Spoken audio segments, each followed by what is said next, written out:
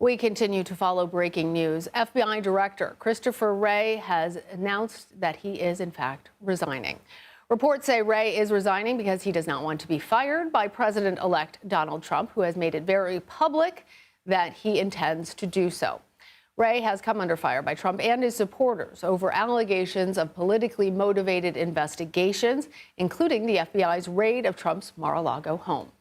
I want to bring in now CBS News Homeland Security and Justice reporter Nicole Sganga. So, Nicole, in some ways, this is not a big surprise because Trump has been so public about his desire to see Wray out of this position. Given that Christopher Wray was appointed by then-President Trump, give our viewers some understanding of how their relationship soured.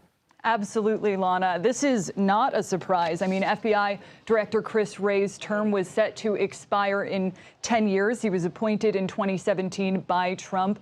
So his term was supposed to run through 2027. But as you mentioned there, in the months after Trump appointed Christopher Wray to lead the nation's premier law enforcement agency, their relationship soured. The tipping point, Trump's fury, his anger after the FBI, executed that search warrant in August of 2022 at his Mar-a-Lago home, searching for classified documents, and of course the investigation as it unfolded there. Trump's decision to signal to endorse a new director to lead the FBI, in Kash Patel, was really a signal to Director Wray: resign or be fired. And of course, we know in signaling to Christopher Wray those options, Trump was really echoing one of the most defining acts of his first administration in those first days, the dismissal of then FBI Director James Comey.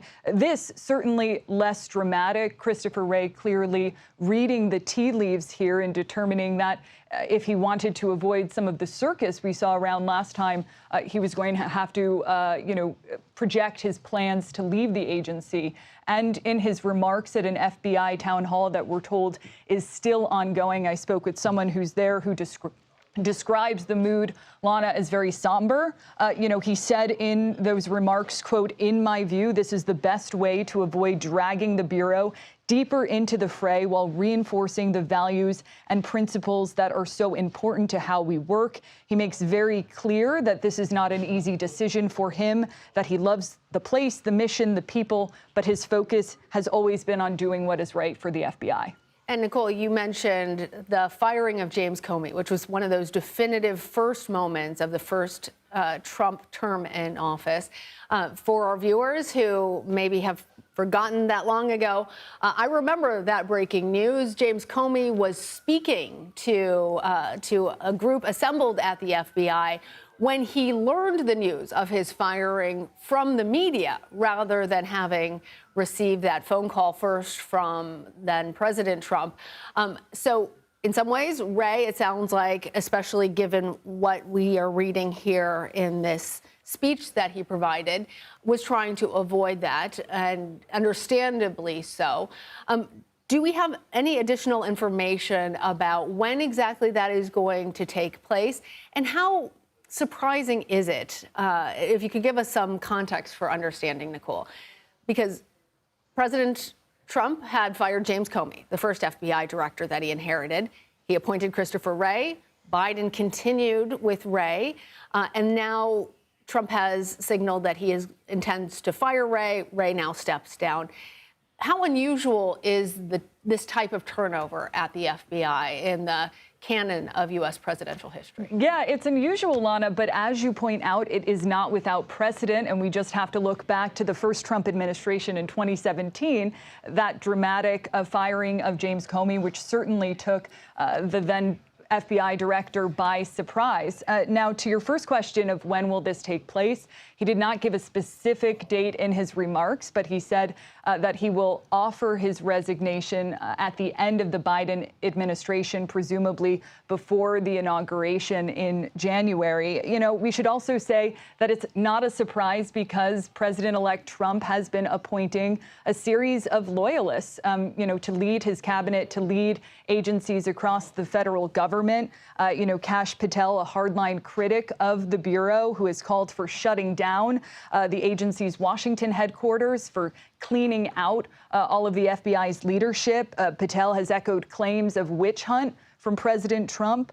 He shares the belief that much of the nation's national security apparatus and law enforcement are biased and must be held accountable for what he sees as sort of this unjustified, leveling of investigations and prosecutions, of Trump and his allies. And Patel has worked as a federal prosecutor, a public defender. He has a less robust portfolio when it comes to law enforcement and management experience, typical of an FBI director. But of course, here, not uncommon at all for the president-elect to put a loyalist in place who has perhaps a more unconventional background. He has held posts within the National Security Council and at the Pentagon during the last Trump administration. Now, whether or not he is confirmed by the Senate remains to be seen. He is someone who has been criticized by former Trump officials, including the former Attorney General Bill Barr, who had said that he would become deputy FBI director, something that was floated back in the first Trump administration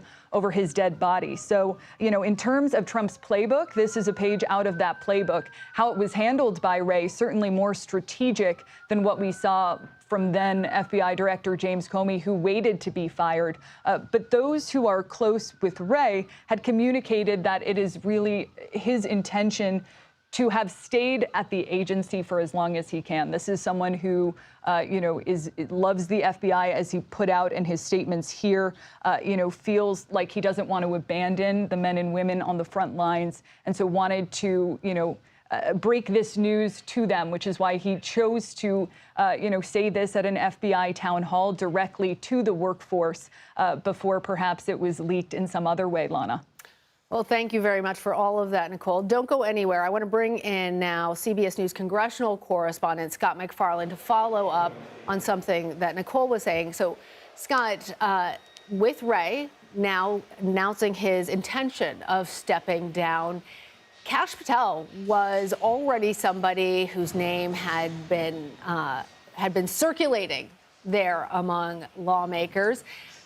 And Nicole brought up this question about whether or not he would get Senate confirmation. What can you tell us about what lawmakers are saying? What a unique experience. Chris Wray says he's standing down from a job he's entitled to have until 2027, as somebody else is literally interviewing for it. Kash Patel is truly walking these hallways in this building through the course of this week, including today, meeting individually with U.S. senators, promoting his candidacy, trying to lock down confirmations. He was working under the assumption Chris Wray would stand down or be fired. Now that avenue is widely opened up for that man, Kash Patel, 44 years old, a provocative figure, a controversial figure, especially among the Democrats in this building. They say he perpetuated Trump's baseless claims about the 2020 election. He rose in prominence rapidly between the 2020 election and January 6, 2021. He has spoken out in support of the January 6 defendants, and he is taking over an agency, if he's confirmed, that has been leading all of the January 6 investigations. Christopher Wray, among many other things, has led an agency that has investigated 1,500 people for their roles in the U.S. Capitol riot, an investigation larger than any other in American history, a prosecution larger than any other in American history. It's one of the many reasons, potentially, Chris Wray has not landed well with Republicans and Trump allies, as Trump continues to deny the insurrection and the January 6 violence. Christopher Wray has had other issues that have stirred controversy here in Congress. Some of the Republicans have accused him, Lana, of weaponizing his agency, of targeting conservatives or Republicans. Chris Wray comes up from Republicanism and conservatism, and he has rejected those allegations from the jump. But at this point, it appears it has cost him the end of his career as FBI director. And Scott, those allegations of impropriety at the FBI, we've heard not just from conservatives and Republicans. It was part of the justification that we heard coming from President Biden as to why he was offering this pardon for his son, Hunter Biden. But when we're talking about the politicization of the FBI, one of those parts of our government that is supposed to be independent from politics, what does Kash Patel and his potential nomination to run the FBI say about the trajectory of that question, politics and the Federal Bureau of Investigation?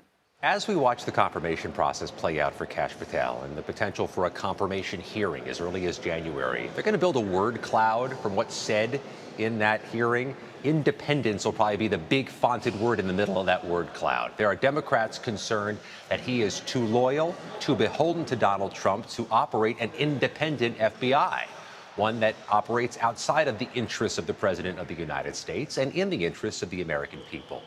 That's going to be a key question from Democrats at these hearings. And we expect, as Kash Patel begins to meet with some of the more moderate Republican senators, those who want to have a history of defying Donald Trump on key votes before, they too will likely press him on that issue. That number, though, of Republicans has gotten much smaller, particularly in this next Congress. So what is just the latest in terms of what you are hearing from lawmakers there about the ability for Patel to be confirmed as the head of the FBI? Or is it simply too early? It's just that's going to be the question now that Christopher Wray has decided to step down, if that fast tracks his ability to secure the nomination. This deprives Democrats of one of the arguments they were poised to make, that you can't be confirming people for jobs that aren't open. You can't be using this nomination or this announcement to try to leverage Chris Wray out of a job. That ship has sailed.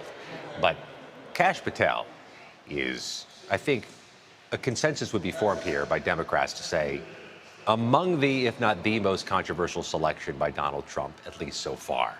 If there's going to be a political hill for Democrats to try to die on, this would be one of them, if not the nomination in which to do it, because of the issue that they've already proclaimed. There's concern about his independence, about his devoted loyalty to Donald Trump at an agency that shouldn't be devotedly loyal to a president. But these hearings are also a month away, and there are other issues that have consumed the Senate's attention. There are still questions about the path forward for Pete Hegseth, the would-be Pentagon leader, the would-be defense secretary, still doing meetings behind me as the day continues. There are going to be questions about RFK Jr. as health secretary, as Tulsi Gabbard as director of national intelligence, even though her former House Democratic colleagues say she echoes Russian talking points and is beholden to Russia and can't be trusted with the nation's top intelligence secrets. You see how this dilutes the attention that can be paid to any one of these nominees, that there's going to be such myopic attention on each one of these nominees. This is going to be a problem for Democrats as they try to build a resistance when the confirmation hearings begin in January. All right, Scott MacFarlane there for us on Capitol Hill. Thanks, Scott.